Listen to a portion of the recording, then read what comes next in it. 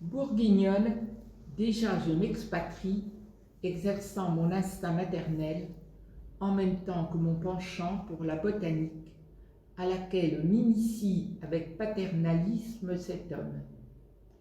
Ce qui me permettra de m'embarquer, moi, femme, cachée, qui devra affronter 1000 simagrées pour estomper ma virginité. Exigeant, exaltant, combattant, déprimant d'être pour les autres, autre que soi-même. La vie est ce balancement de sentiments et de réalités entremêlés, mais recherchés dans la complémentarité au gré d'un vouloir déterminé que chacun s'approprie dans la liberté d'un engagement qui ne peut aller à tout vent. Nous sommes enfin arrivés sur Montevideo peu avant l'aube. Pour tous, ce fut un soulagement. Pour moi, une délivrance. La tempête que nous avons essuyée m'a lessivée, possiblement due à ma constitution de ces derniers jours. Et ironiquement, c'est grâce à cela que j'ai fait la découverte de ma magnifique Conchylium écarlate.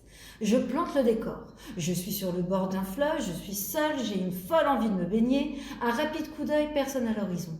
J'ôte mes guenilles, le bandeau sur mes seins et je plonge dans le fleuve. Je m'allonge, je ferme les yeux, je me laisse porter. C'est en les ouvrant que je repère une tache sombre. Du moins, c'est ce que je pense être. Le 28e jour est loin. Avant-hier soir, on a accosté sur l'île de France. Mon pauvre Philibert souffre encore énormément de sa jambe. Lui qui, depuis de si nombreuses années, était mon confident discret, et particulièrement sur cette traversée. Mon roc, mon protecteur. C'est sur mon épaule qu'il s'appuyait quand on a foulé le sol de cette île si magique et fleurie. Sur le chemin qui nous menait vers la maison de notre cher hôte Pierre Poivre, s'est dressé un arbre magnifique, d'une espèce rare et jamais encore rencontrée pendant nos escales passées. La fleur ressemblait à celle que l'on nomme orchidée en Chine, mais ici elle avait une allure particulière. Délicate et fragile, chacune d'elles donnait cette impression de bien-être au soleil, alanguie dans le feuillage épais et protecteur d'un tronc droit, solide et fier. Comme je les enviais.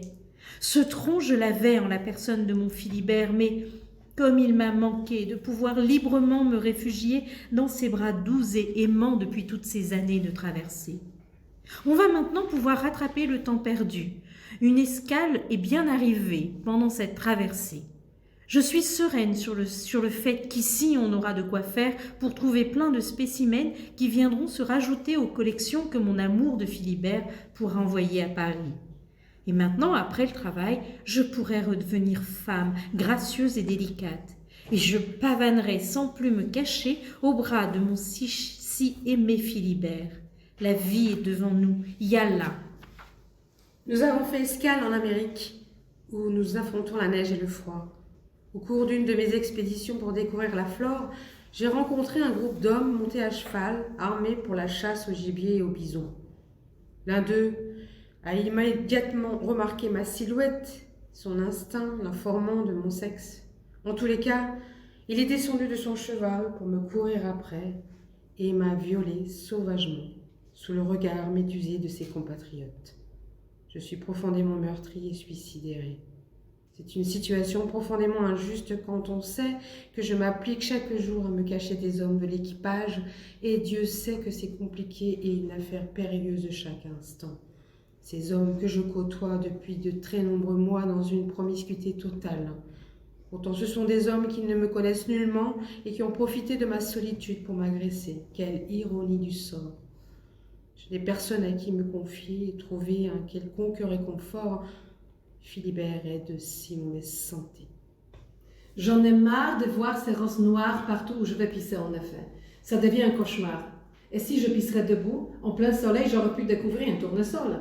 J'en ai ras-le-bol. Un tournesol a au moins des graines comestibles. Une rose a des épines, ça me déprime. Mes découvertes ne sont pas compatibles avec ces modes de pisseur debout. Mais on s'en fout, je préfère mon trou pour faire pipi accroupi, c'est plus discret, je me fais toute petite, pas comme ceux qui pissent en plein soleil pour montrer leur bite, qui brille, qui arrose. Oh, c'est brillant, une overdose. Je préfère ma rose que j'arrose en me faisant toute petite.